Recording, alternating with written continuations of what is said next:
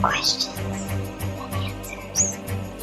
Your host, Adrian Lee. Oh, yes indeed, there are more questions than answers. Like I used to think the brain was the most interesting part of the body.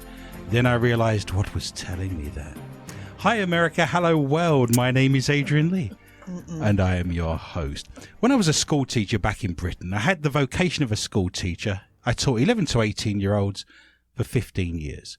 I was on break duty, so once a week I was the teacher standing in the corridor shouting at the kids, "You're going the wrong way, walk, stop chewing gum, that's too much makeup."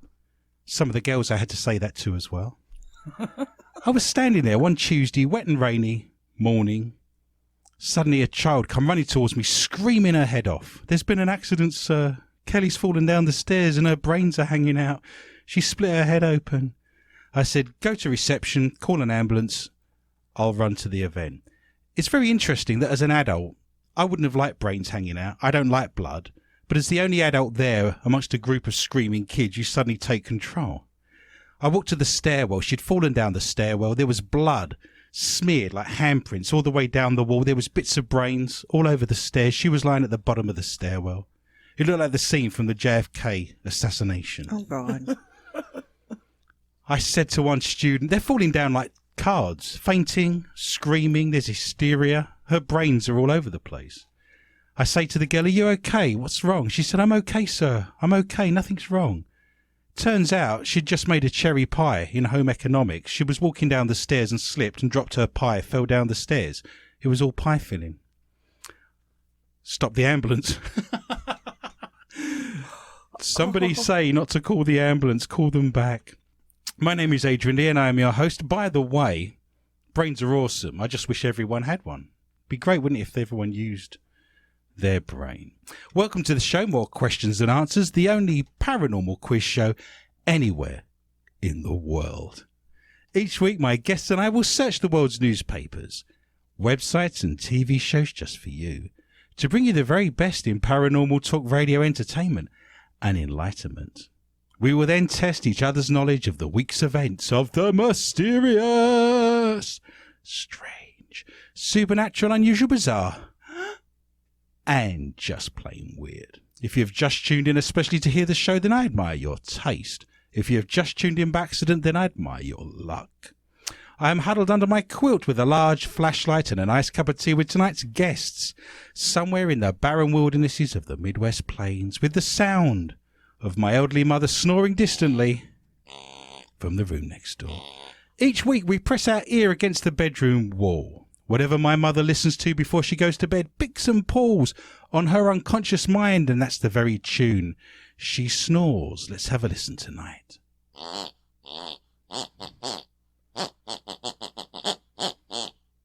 Any clues? Any ideas? Jingle bells. Wow. We will do at Christmas Jingle Bells. Your opportunity will present itself to win some points. She's my cherry pie. Cool drink of water. Such a sweet surprise. No. My mother's listening to a bit of Warrant there in the background. She's got her 80s vinyl out once more. So snuggle under your covers, turn out your lights and hold on tight. The rules are very simple. Points will be awarded randomly for being interesting or for making me laugh or shiver in horror. Extra points will be available for shock and or value.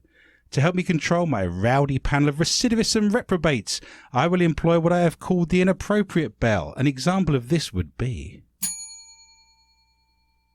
The panel have no idea what's coming. I have no idea what stories they have for tonight's show. So let me introduce my guests.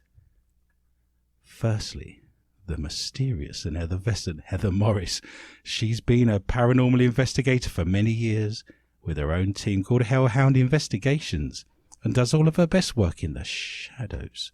She is now one of the leading audio and DVP experts with the International Paranormal Society and brings her knowledge and research skills to tonight's show. She is also our producer and sound engineer. Heather realised this week that if thought bubbles appeared over her head, she'd be in a lot of trouble. Yeah. Welcome to the show, Heather. Hola. You having a good week? Sure. Excellent. We're going to win some points tonight. Always. Lots of cheating. Winning. And shenanigans. When most people speak to me, their speech bubbles go in one eye and out the other. I love this show. I also wish to introduce the mad and crazy Michelle Corrie. She was born and raised in Mqta, Minnesota, and has a keen and avid interest in all things paranormal.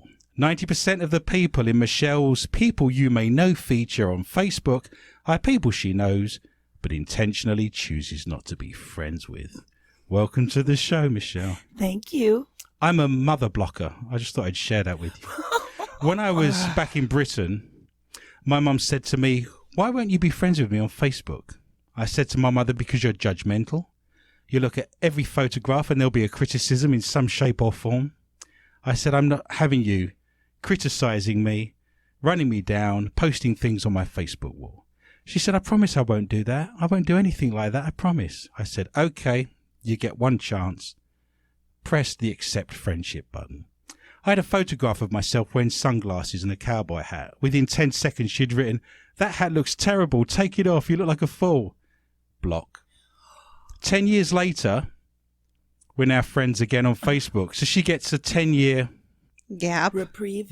well, she's not getting a reprieve after 10 years. Any more comments, there'll be another 10 years. She was warned. You can't tell some people, can you? The great thing about joining Facebook, of course, is realising I'm not nearly as messed up as I thought I was. They're mad, they're bad, and they are paranormal. I want to tell you straight off the bat, on MCN6, we're going out at this very moment on television. There is a watch party. If you wish to participate in the quiz that's now looming on the horizon, a quiz that we call a lack of general knowledge, you can play along at home. You can share your jokes.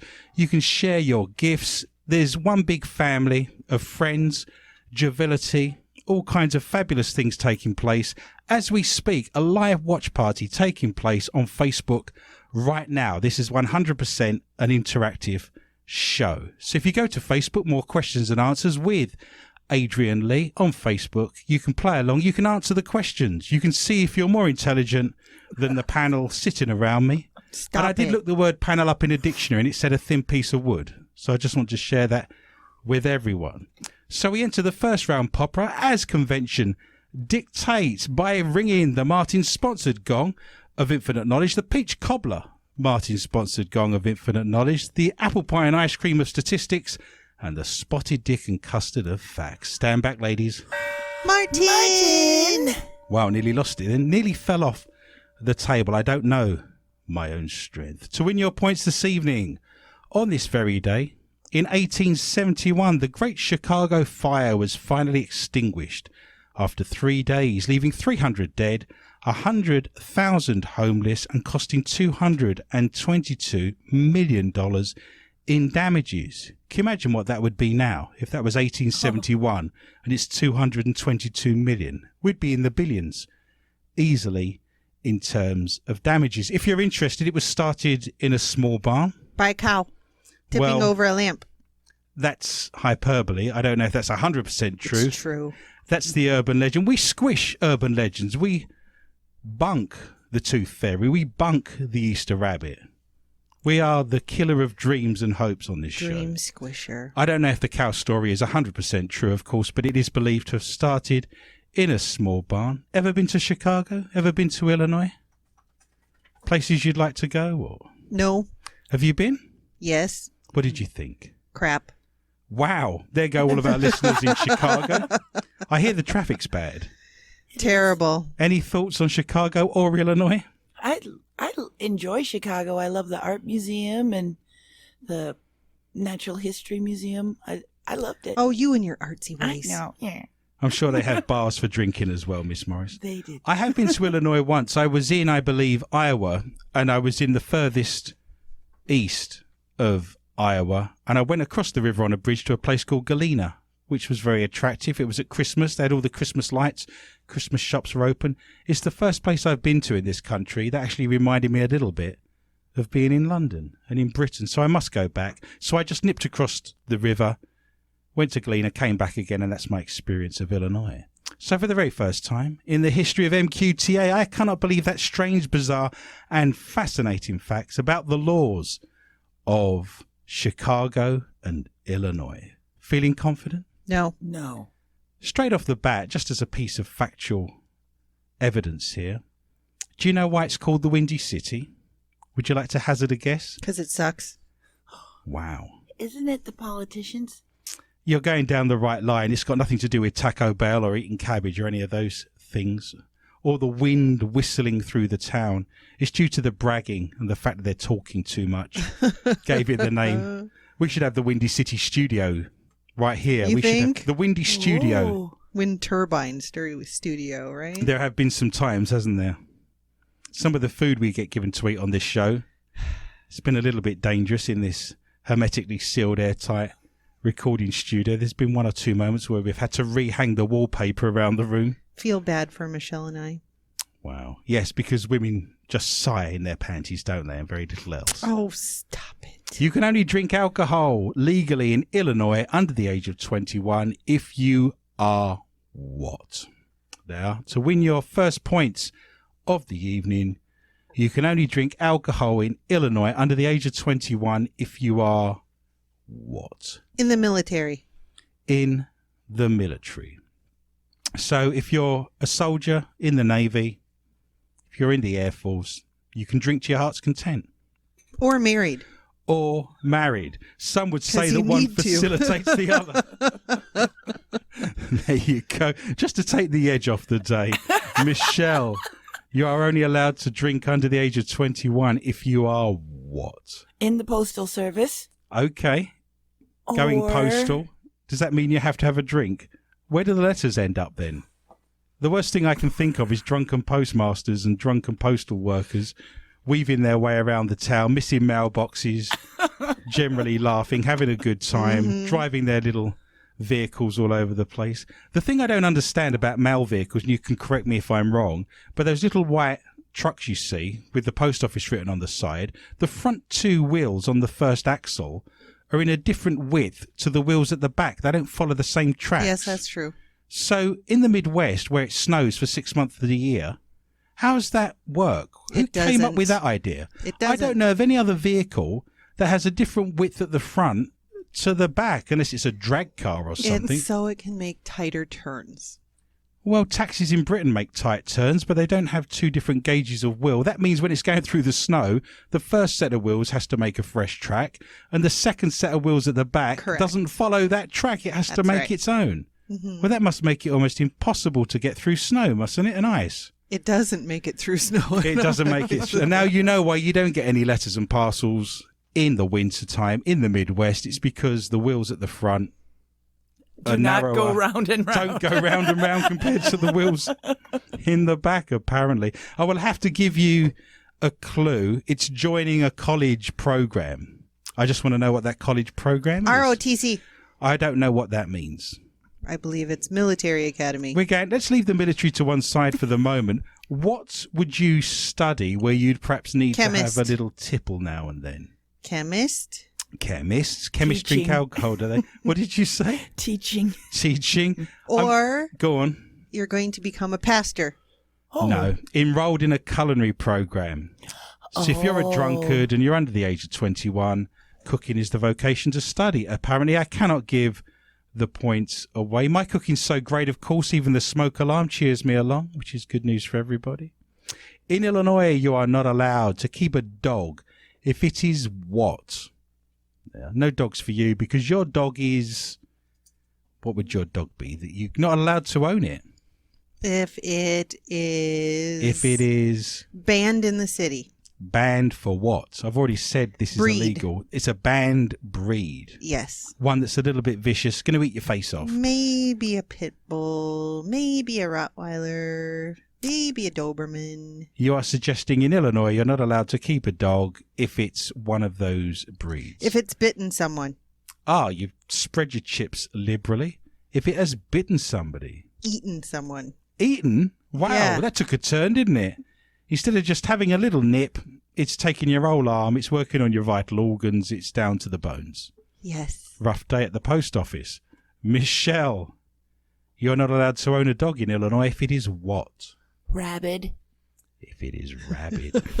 Foaming at the mouth. Let me suggest to you that every dog could be this. It's not just a specific breed. Any dog could actually have this. But if your dog has this, you are not allowed to keep it. If it is what? Every dog, every now and then, has elements of this going on. Manic. Manic moments. Running around. Someone's at the door. Yeah. I love the fact that my dog barks. Again, we're going back to the postal service. When the post person walks up the path, the dog starts barking. And I cannot get the dog to stop. Every single day this happens, except Sunday, of course. And the dog won't stop barking. But what I've realised is when the postal worker puts the letters in the post box, they then walk away again. Their job is done. So the dog barks, the letters get delivered, the person walks away, and the dog's thinking, I just saved him. Every day I have to do this. I don't get any thanks for it. No reward. Every time I bark, the person then walks away, and I'm successful every single day at protecting my master, but I don't get a word of thanks for it. No one gives me an extra bone. Very sad in many respects. What a great job they're doing of protecting their master from the horrors of the postal service. I would suggest to you, I don't think you're going to get this, if your Probably dog's not. smelly. If you have a smelly dog, you are not allowed to keep it. There you go. So Is remember that the answer? No, I just thought I'd randomly make that up. I didn't bother to do any research this week. I thought I'd come on here and wing it. Yes, the answer is if you have a smelly dog in Illinois, it's illegal. No wonder I got rid of my ex. Nice. Wow. Remember, always wash your wiener. Unbelievable. You can't give a dog this to drink either. It's illegal. Shout out something you'd... Beer. Close. Wine. Close. Whiskey. There you go. Michelle wins her first Hey. libacious points of the evening by saying that you cannot give your dog whiskey. Apparently you can give it beer and wine, but whiskey in Illinois is bad. And you're not allowed to have a smelly dog either, so Vodka. bath time for everybody. In Chicago, it is forbidden to fish while sitting on a Toilet. what? You cannot fish. Oh, I've caught a little brown fish. Wow, that's a trout. Gonna launch a sewer pickle, are we? Unbelievable. You're not allowed to fish while sat on the toilet. Do you bring your own Yep. toilet with you? Do you put it by the side of the river Porta and potty. sit on it? Yep. So you could have an evacuation whilst you're dipping your Yep. lure in the river. Yes. Good times. Michelle, tell me what you're not allowed to sit on. In Illinois, it is illegal whilst you are fishing. You've got nothing. A There's bridge. a corner. You're not allowed to sit on a bridge. A throne. A throne. Um. Let's go into the animal kingdom, shall we? Horse. Oh, that's a good answer, but it's the wrong Cow. answer. Cow. What would be a sheep, very goat. useful animal to sit on if you wanted to catch some fish? What would give you a Alligator. that? Cat. Why would a cat be a useful animal to sit on if you want to catch fish? Cats known for their fishing? Are they A dolphin. patient? Wow. A weasel. What would give An you a- otter. What would give you a little bit of elevation? What would give you Beaver. Elephant. a beaver? Would give you elevation, would it? An elephant. Let's play a What's giraffe. My Animal. Oh, there we go. Miss Morris wins the points after our 20th animal was shouted out, running out of options. Yes, it is illegal, would you believe, to fish in Illinois if you're on a giraffe's neck. Which means in the past, of course, someone has actually sat on a giraffe's neck to actually do some fishing, and someone thought, that's a little unfair. I don't have a giraffe. Why should they get an extra advantage? It was some Karen. Yeah. Who complained. Yeah. She was borrowing the local giraffe out of the zoo once a week to catch all the fish in the local pond, and nobody was happy. But that is in the books in Chicago. They have long necks, of course, because their feet are very smelly.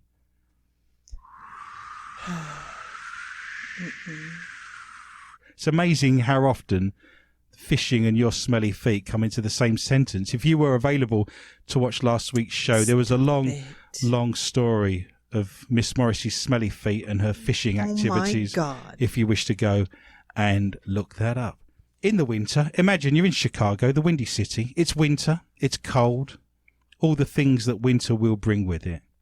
It's winter in Chicago. Boys are allowed to do this, but for girls, it's illegal. Peeing outside. You're not allowed to pee outside if you're a boy. Well, if you're a boy, it's allowed. If it's a girl, you're not allowed to pee outside. Yep. Why are girls not allowed to pee outside in the winter in Chicago, Miss Morris? No aiming. There's no sense of aiming. Can girls not aim? Surely you can get some sense of movement there. Not really. Wow.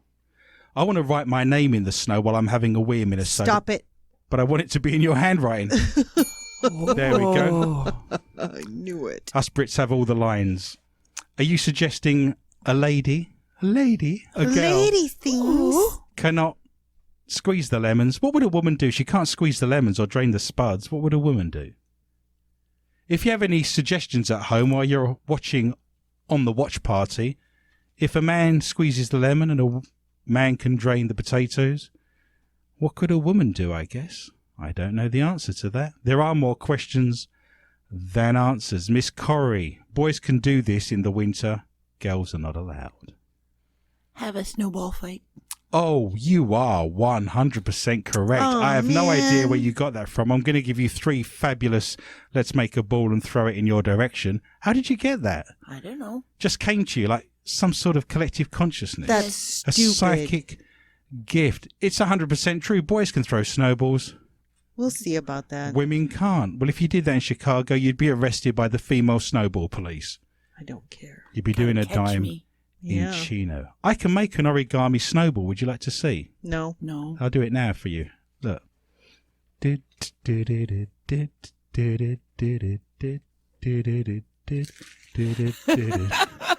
Origami snowball.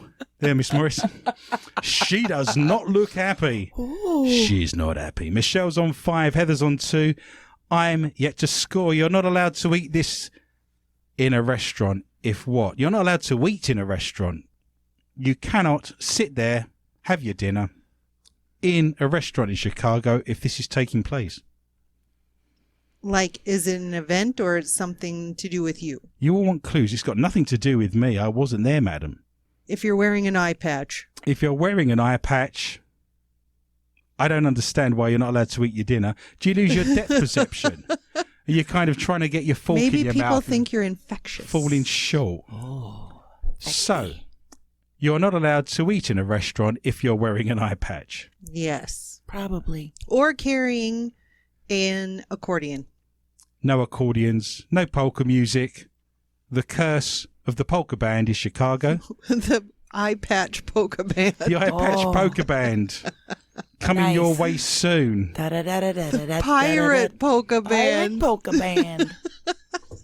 You have some long, cold, miserable winters in this country, don't you, without any fun or entertainment. You're not allowed to eat in a restaurant in Chicago, Miss Corrie, if what? You're naked. If you're naked. That would put you off your dinner, wouldn't it? Maybe. If it's on fire, you're not allowed Oh. to carry on eating your dinner if the place is ablaze. And of course, we started this round with the Great Fire in Chicago. I wonder if that fire was taking place and people refused to leave the dinner table because they'd paid for their dinner. And subsequently, they had to introduce a law to say if the building's on It took fire, me 6 months to get this table. you have to leave, unfortunately. In case of a fire, before exiting the building, do not post it on Facebook. Now, on this day in 1892, Earl Dixon was born in Tennessee. He was a famous inventor. 1892, what medical thing do you think Earl Dixon invented on this very day in Tennessee? The eyeball plucker. The eyeball plucker. For plucking random eyeballs. Let's move on from the eye patch pirate theme and embrace other medical inventions over the last 1,000 years. In 1892, he was born. What did he invent? Band-Aid. What makes you say that? I don't know. You're 100% correct. He did invent the Band-Aid due to his wife's mishaps in the kitchen with burns and cuts, etc. We call that a plaster in Britain. If you're watching in Europe, that's a plaster. Band-Aid over here, of course. So for the very first time, the history of Band-Aids. Wait a second. Go on, what? I may not have jubes tonight, but where's my points? Tubes. Heather has 2 points. That was really a supplemental question because we're not actually doing the history of Band-Aids. That would be ridiculous, wouldn't it? This I found amazing. Apparently today is the day to be born if you want to be in a pop band. If you'd like a music career, today is the day to be born. I'm now going to read you a list of all the musicians that were born, and I did leave some out. There are more than this, but for the sake of alacrity, I just included the top sort of 10. So all these people, in chronological order, were born on this very day. So we're wishing a happy birthday to the following people. Dennis DeL, 1943, lead singer of the Honeycombs. Have I the right to hold you? Come right back to me this minute. The Honeycombs was born today. Alan Cartwright in 1945 was born today. Procol Harum, a whiter shade of pale, if you remember that back in the day. In 1948, Cyril Neville of the Neville Brothers was also born. We keep going. In 1953, Midge Ure. We say happy birthday to Midge Ure today of Ultravox. He founded Band-Aid and wrote the song Do They Know It's Christmas? Very famous in Ultravox. He sang Vienna and various other songs and tunes. Very famous gentleman back in Britain. James Fearney, 1954, was born today of the Pogues. Interestingly enough, he played the accordion. I'm sure Miss Morris has cheated and looked at my notes. We are not finished there, by Jiminy, by Jove. In 1954 today, we're wishing a happy birthday to David Lee Roth of Van Halen. And whilst we're on the subject, of course, all of our prayers and best wishes go out to Eddie Van Halen's family and friends this week. In 1959, Kirsty MacColl was born. She was the person who sang the Fairy Tale of New York with the Pogues. This is remarkable. We keep going. Eric Martin of Mr. Big was born in New York in 1960. Do you remember Mr. Big? No. Cats in a Cradle and a Silver Spoon. Now I do. They had other hits as well. In 1961, Martin Kemp of Spandau Ballet.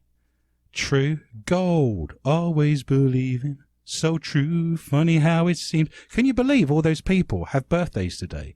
If you wish your child to be in the music business, if you wish them to have a pop career, you need to be practicing the physical arts 9 months previous to this moment would be my suggestion. So if you have a time machine or you mark it in your calendar for next year, you can get on with that. Sadly, also passing on this day in 1985, I'm wishing my life away. At the age of 70 was Orson Welles, one of my heroes.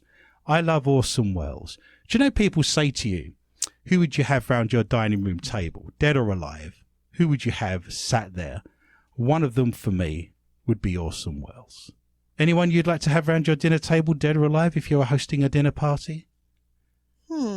Edgar Allan Poe. Edgar Allan Poe. You could ask him how he died, actually. You could solve a mystery.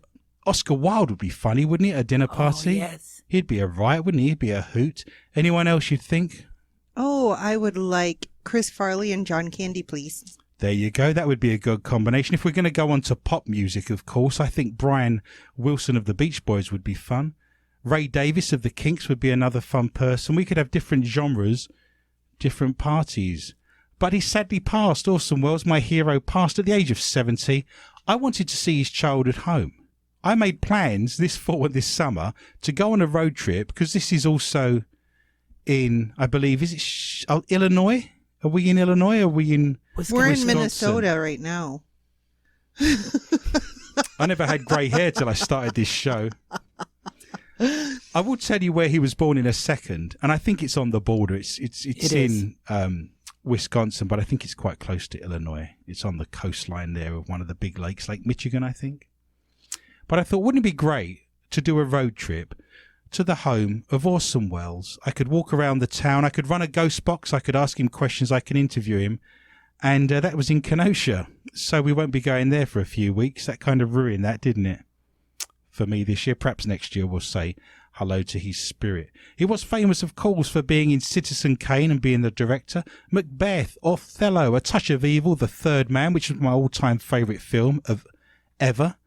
1949, I believe that was. So if you get a chance to see The Third Man from 1949, that is my all-time favourite film. Moby Dick, Crack in the Mirror, The Trowel, A Man for All Seasons, Casino Royale, House of Cards, Catch-22. He played Long John Silver in Treasure Island. Then there was None, Voyage of the Damned, The Muppet Movie, and the Transformers movie in 1986. Quite a list there. Very famous, of course, for causing all of those problems in 1938 on the radio when he did the play War of the Worlds and everyone rushed out of the city thinking aliens had attacked. So for the first time in the history of MQTA Radio, I cannot believe that strange, bizarre and fascinating facts about Orson Welles. Fan of Orson Welles? Oh, yes. Michelle's on board. She knows what I'm talking about. What is unusual about his star on the Hollywood Walk of Fame? Simple enough question. In your own time, Miss Morris. It's the first one. It's the very first one. It's on the outskirts as you walk into the town. Yeah, As you get to the H, it's the first one there. sure. Any thoughts, Michelle Corrie? What's unusual about his star on the Hollywood Walk of Fame? You know how they have on the star, like maybe it's a movie camera or acting? Right. I think he's got maybe a whole bunch of them. I will give you the points. It was a bit of a trick question, but you're now up to a rather resplendent 7. He has 2. He has 1, of course, for his radio work, and he's got 1 for his film. So we're going to win some very quick points right now. You can play along at home. Go onto Facebook, More Questions and Answers with Adrian Lee. We're going to play none, 1 or 2. I'm going to read out famous people. You have to say no stars, 1 star, or 2 stars on the Hollywood Walk of Fame. Getting the idea? Clint Eastwood. 1. 2. He has none. Clint Eastwood has none. We're off to a poor start. Frank Sinatra. 2. 2. You both get a point each. These are easy points to be won here, of course. Ronald Reagan. 1. None. Miss Morris wins the points. He has 1 star. I believe that was in 1960, and it was inaugural, I believe. Dean Martin. Would be 2. 1. Miss Morris is edging her way up. She's now on 7. He does have 2. Steven Spielberg. None. 1. Miss Corrie, you are back up to winning ways with 8. He does have 1. Mickey Rooney. That would be 1.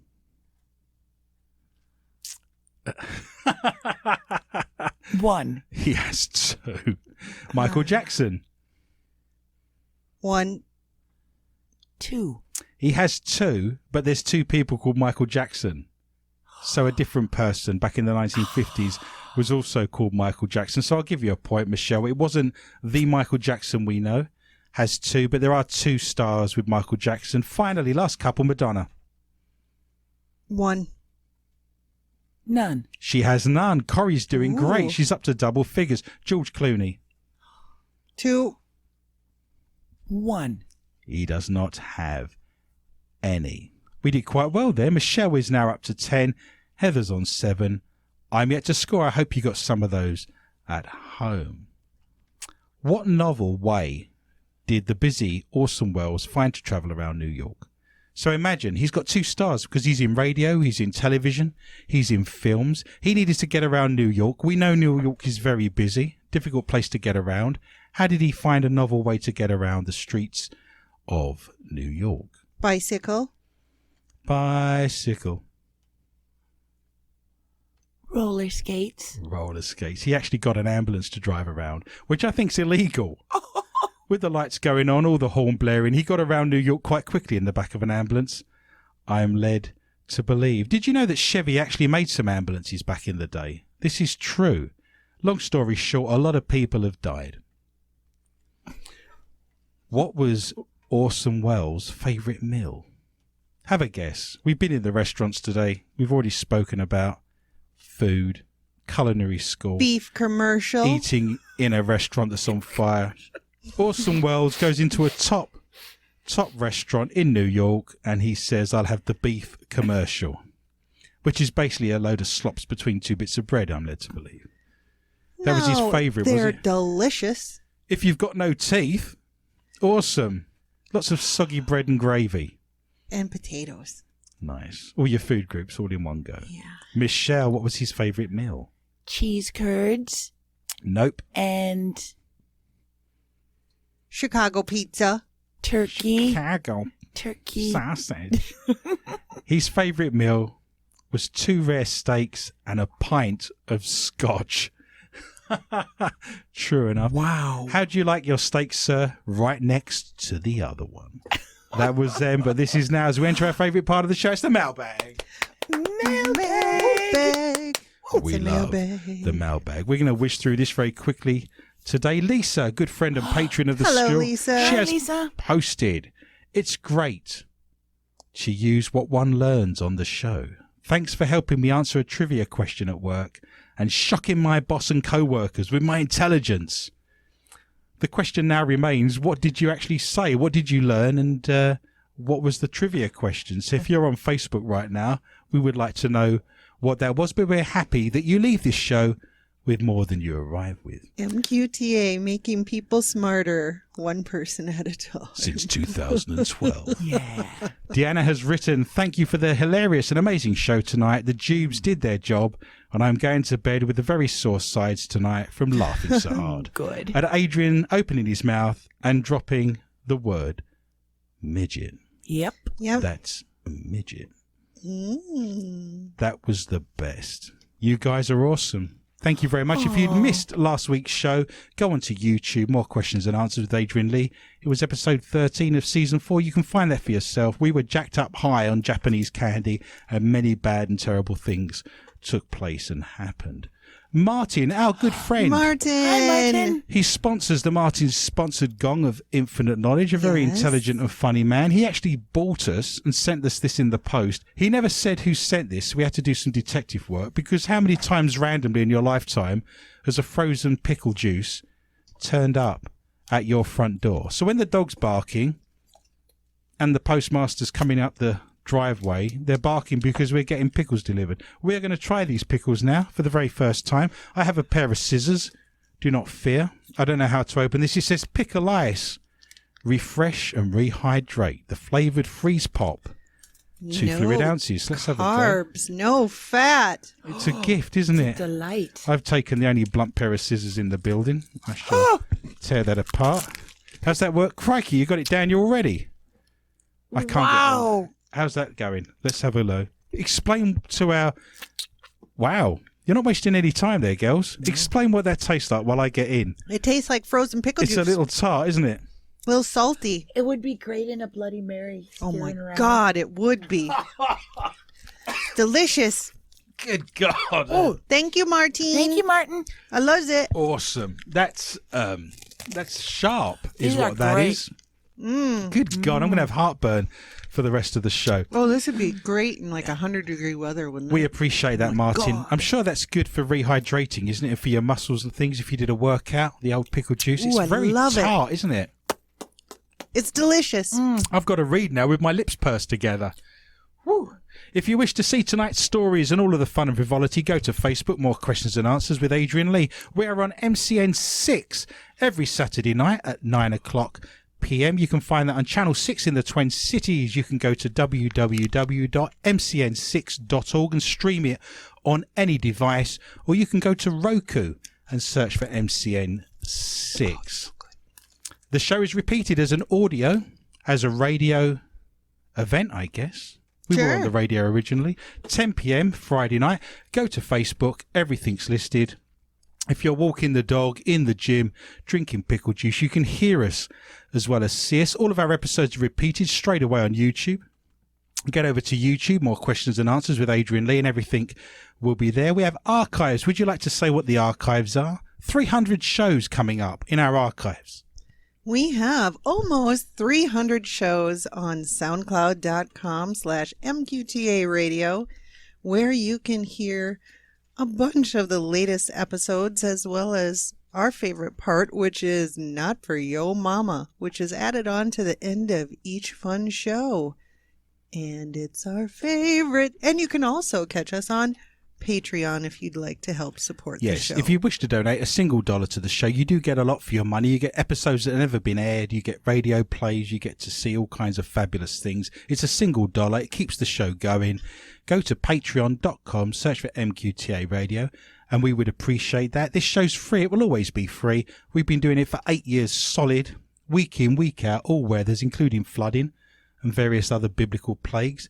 That is true. I have many books out. If you're looking for a great Halloween read, you can go and find my books. Go to Amazon, search for Adrian Lee, Mysterious Midwest, Mysterious Minnesota, Ghosts and UFOs, How to Be a Christian Psychic, and much, much more. And do not forget, tomorrow, Sunday night, 9 p.m. Central Time, Mcn6, same place, same time, but on a Sunday, I have my episode of Paranormal Fact or Fiction, and we're going to feature the Loon Lake Witch in Jackson County and Four Paws Restaurant. The restaurant has closed down, of course, but we investigated the building several times, and you're going to get a double header, 2 for the price of 1 if you go to MCN6 tomorrow, Sunday night at 9 p.m. And there's a watch party on Facebook as well, Paranormal Fact or Fiction. We jump into the first round proper, which is, of course, Ghosts and Hauntings. And remember, we do not do orbs.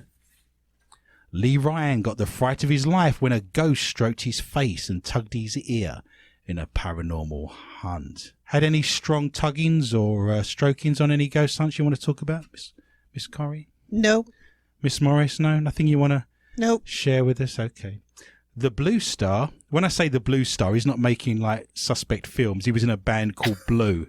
I just want to put that out there.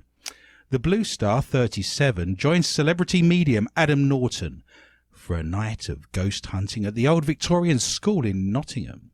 The celebrity Big Brother star believed he experienced a frightening encounter while exploring the spooky building. Lee jumped out of his skin when he felt a ghost touch his face, yelling, "Something just touched my face. Something came up and touched my face. I'm not effing lying." The pop star took part in a new series called Call Me Psychic, which will follow Adam on his escapades as he gives stars psychic readings. The One Love singer admitted that he heard something in the toilets and then legged it. Sounds like Michelle on a Friday night. If they all did that, yeah. I saw a hairy man walking away. The star said, "I felt something went over my face, like I walked into a cobweb. It literally went all over my face and touched me." Maybe it was a cobweb and therefore bunk. Miss Morris has called the bunk bell early in the proceedings. Anywhere in the world where you are, we have 190 countries following the show.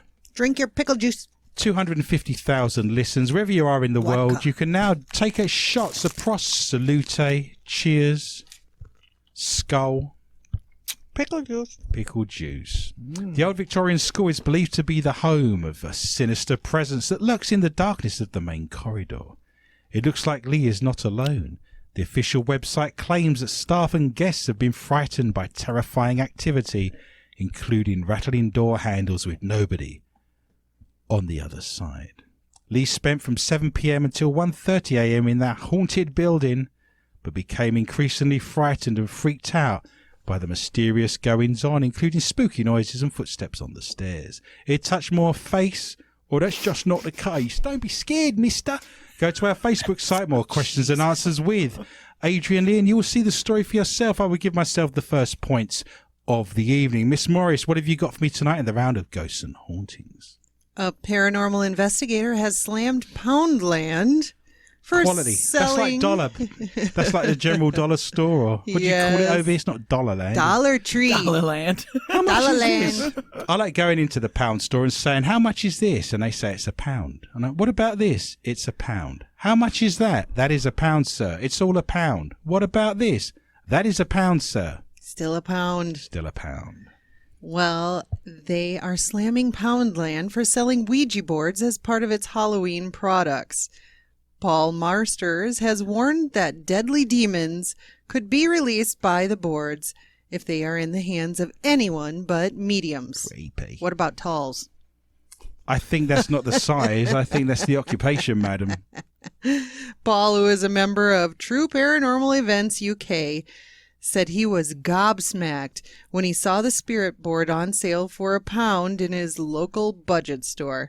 He said Ouija boards are most certainly not a toy and should not be available for kids to buy in pound shops for Halloween, never mind adults that are not trained how to use them. It doesn't matter if they are plastic or wood.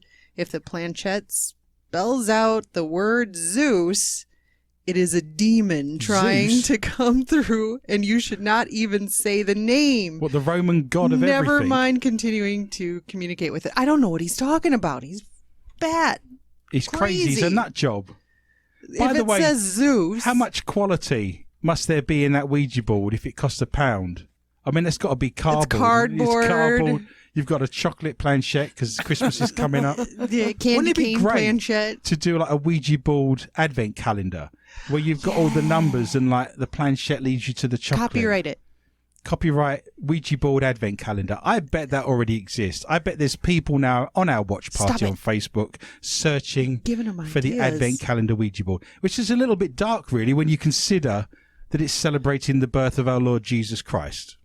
Just making that observation there, Miss Morris. Well, all hell could break loose if the demon attached itself to anyone and follow them around. Nasty spirits can scratch and attack people and should not be messed with, as people could get seriously hurt. So I was gobsmacked. I always think it says godsmacked. That can be arranged. I know. I'm sure people get godsmacked on a regular basis. You think you've just stubbed your toe on the table. You think you've just trodden on your kid's Lego in the dark. And it was an accident. It wasn't. It was godsmacked. You're getting yours. You're getting your payback. That's what it is. So he was godsmacked when I saw that Poundland were selling these Ouija boards and was profoundly shocked and just fuming. Really, he was mad. He was so mad. Mad. Urgh. Crazy. Mr. Marsters said other paranormal investigators have spoken of their anger that spirit boards are being sold for all. They should only be sold to licensed people, apparently. What kind of license would you need to get to operate a Ouija board? And by the way, never do a Ouija board. Completely ridiculous. Never do one. You've no idea what's coming through. There's no filter. That's like dialing a random number on your cell phone and you've no clue who's coming through on the other end. That's very You leave true. this show with more than you arrive with. In fact, when our group goes out to different towns, if we happen to see any, we actually pick them up so kids won't get them. Yeah, you often see them in the Or garage board sales. games aisle of the Goodwill shop, and it's worth spending $1 to take one just to stop a kid from getting their hands on it, I would suggest. Well, they said we won't even touch Ouija boards. We only have mediums to do that who are trained, as they are just too dangerous and you don't know what it will entail using them. We only use glass work to communicate with the spirits in that way. What is glass work? I think that's where you have a glass on a table, perhaps, and then you have numbers and letters. I can do that now. But I don't see the difference. So you actually have some empty. That's a can or a tin. It says have another drink. There's a monster. Who knew? Let me get my holy water. Oh, well. In any event, he said that while the spirit boards were marked for adults and were blocked from being only sold to children at tills, they were part of our extensive Halloween decor range this year in only around 90 of our 800 plus stores. And they have now just about vanished. They've been sold out. Ouija board. I've been $1. doing radio shows for 10 years now, if not longer. And we used to do phone-ins, and people would phone in. Never, ever has anyone ever come up to me and said, I've done the Ouija board, and now my life is fantastic. I've met the woman of my dreams. I've managed to get a fantastic job. My health could not be better. All my friends and family are doing great. This is the best time of my life. It's never happened. They've always said, I've done the Ouija board. My life's ruined. My health is terrible. I've lost my job. Can you help me? I've never heard anyone give a positive experience from using that. I shall give Morris a couple more points. She's now up to a rather nice 9 for the evening, just one short of a double. Integer. Stay in a haunted castle for Halloween with a murder hole and a prison. A murder hole, no less. That's my stripper name. Murder hole. Do you know what? I don't want to know. For the first time, I'm just going to pass. Originally built in the 15th century, Ayrshire Castle in Scotland is now open to guests, with dates still available over Halloween, if you're quick. The castle was built as a wedding present for Princess Mary, the eldest daughter of James II of Scotland. Now the 600-year-old castle welcomes guests and is just 20 miles from Glasgow's Prestwick Airport. Inside the castle is a spiral stone staircase which connects the 5 floors. On the first floor is the Great Hall and kitchen, with 5 bedrooms and a sitting area on all the levels above. In the roof is the Cap House, which was formerly used as a lookout by guards, and there is even a secret staircase to find it. The rooms feature 4-poster beds and drapes, along with wood-burning stoves to keep you warm at night and ensuite bathrooms. One of the most terrifying features inside is the murder hole, which was once used to pour hot oil over unwelcoming visitors to the castle. Everything in Scotland is fried in hot oil. Have you noticed this? They can't get away from it. They actually deep fry Mars bars. You can get deep fried Mars bars in the fish and chip shops in Scotland, and they wonder why they have the worst heart disease in the whole of the Western world. The pit prison is found behind a flagstone trapdoor, but isn't easy to find, so guests will face a challenge. If you want a Halloween away in a spooky castle with a murder hole, a trapdoor and a dungeon, that is the place to be. A Halloween stay or no, it's okay. You decide for yourself. You can find that story in full on Facebook. Michelle, what have you got for me tonight in the round of ghosts and hauntings? Oh, the ghost of child star Judith Barcy is reportedly haunting her L.A. home 32 years after she was brutally murdered by her drunken dad. Aww. Sad. The specter of slain Jaws starlet is said to walk the halls of the house in Canoga Park, California, after her untimely death in 1988. The Bernal family moved in 19 years ago and soon began to feel a dark presence around them. They later discovered that Judith Barcy, aged 10, had been brutally murdered by her father, Joseph Barcy, age 55, in 1988. That year, little Judith, who appeared in several films, including Jaws, The Revenge, and 50 commercials, was shot in the head when her dad flew into an alcohol-induced rage. The Hungarian plumber then shot his wife Maria and set their remains and the house on fire before shooting himself in the head with a .32 caliber pistol. What? That's intense. Yeah. At the time, the Los Angeles Times reported that the gasoline had been poured on their dead bodies. The child's body was found in her bed and the woman's in a hallway. Police Lieutenant Warren Knowles said, the article noted. Both had been shot once in the head. Years later, the Bernals moved into and started experiencing some strange things in their home. During the 4th episode of Murder House Flip on the streaming service Quibi, the Bernal family detailed how the garage door would open and close by itself, while cold spots could be felt throughout the home. Gabby Bernal slept in the same bedroom where Judith was murdered and suffered horrific nightmares. They must have a similar issue to me, because I have a remote control for the television. I'm pressing the buttons really hard and the garage doors are opening and shutting, so I'm not quite sure what's happening. The next door neighbour, every time they open their garage door, my TV turns over. We're going backwards and forwards. There's a fight going on. My channels are changing. Their garage doors opening and shutting. It's madness in my street. Everything that goes on, like Sesame Street it is. I'm going to squeeze one more in very quickly in the round of ghosts and hauntings. Eagle-eyed viewers have spotted a grey-skinned girl and the Grim Reaper lurking in a resurfaced Google Maps street view of a cemetery. The spooky image was taken near a tree-lined fence in Martha's Chapel Cemetery in Huntsville, Texas. In the foreground, a young grey-skinned girl appears to be peeking out from behind a tree. One. All these grey-skinned girls. She's a goth, hanging out in a cemetery. She's not seen the sun for some time, has she? This is what I'm suggesting here.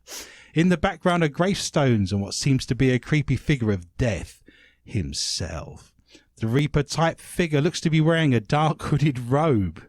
There's emos hanging out in a cemetery, aren't they, doing Ouija boards that they got for £1 at the pound store. According to the YouTube user uploaded the footage, people who choose to look on Google Maps Street View with the coordinates provided in the video can see other people there and their skin tone is normal. The coordinates were sent to someone else who wishes to remain anonymous, so it's been passed on. The only people that could have photoshopped these images would have to work for Google Maps, and my source doesn't work for them. However, another user commented saying, "Ha ha ha, that's my daughter. She was hiding while I shot the panoramic photo using Google Street View app. If you swing around 180 degrees from where she is, you can see an actual paranormal investigator setting up his equipment while his wife reads through a magazine." You can see that for yourself if you go to YouTube. Spooky girl with grey skin, or the evidence is thin. Well, all good things come to an end, so let us look at tonight's scores. In last place is myself on 3 points.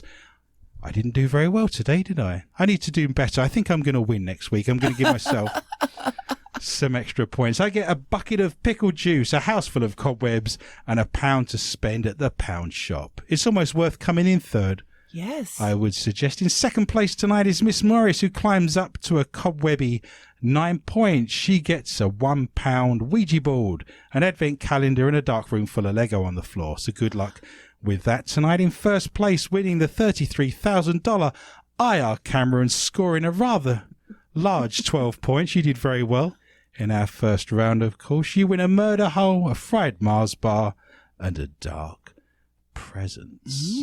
Do not fear, listener. Remember, we are back with a whole new bunch of stories next week at the same time, and I would love for you to join me for a fun and informative journey through the world of the paranormal, strange, intriguing, bizarre, and weird. Please tell your friends and family about the show, and feel free to contact me anytime via my Facebook site, More Questions Than Answers with Adrian Lee. My gratitude and greatest thanks are extended to Lorna Hunter, Heather Morris, Michelle Corrie, and all of the show's sponsors, including the Lakes Area Paranormal Interest Group, the International Paranormal Society, and Paranormal.net, MUFON of Minnesota, and MCN6. I just want to mention again, if you get a chance to view, tomorrow night I would recommend at the same time, 9 o'clock on MCN6, the show Paranormal Fact or Fiction. I'm asked questions. Wesley Johnson is my co-host. We sit and go through all of the bunk, all of the lies, everything that's been made up on the internet for every haunted building in Minnesota. If you get a chance to see that, it's been very well received. We have lots of good chemistry on air, and we're doing the Witch of Loon Lake Cemetery, which appears in my book, The Mysterious Midwest, the story of a witch murdered in 1880. She had her head cut off, was laid to rest in a grave in Jackson County. And if you remember, there was a song written about her. David Ellison, the bass player and founder of the thrash metal group Megadeth, wrote a song about Mary Jane back in 1983 in the album So Far, So Good, So What. If you get a chance to listen to Mary Jane, a fabulous song. He took Dave Mustaine out there because his farm was in Jackson. He comes from Jackson County, and Dave Mustaine got a real feel for the place and he wrote the song. So join us tomorrow at 9 p.m. Paranormal Fact or Fiction. It just remains for me to say thank you for listening, and remember, be interested and interesting. Good night.